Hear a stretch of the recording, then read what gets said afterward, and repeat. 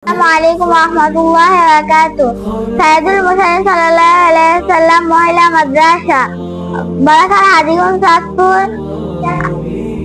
Today I have to share a few words on a very important topic, education. Education is the key to human development.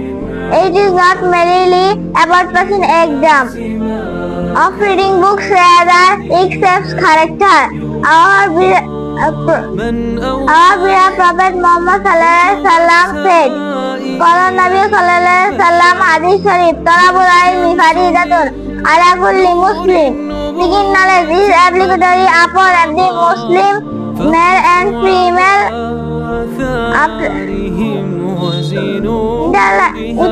Eternal success hereafter.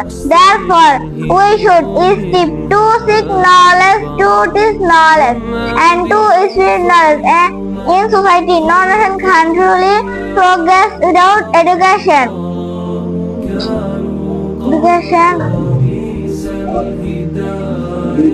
In conclusion, I would like to say, is a prosperous nation. Let us all move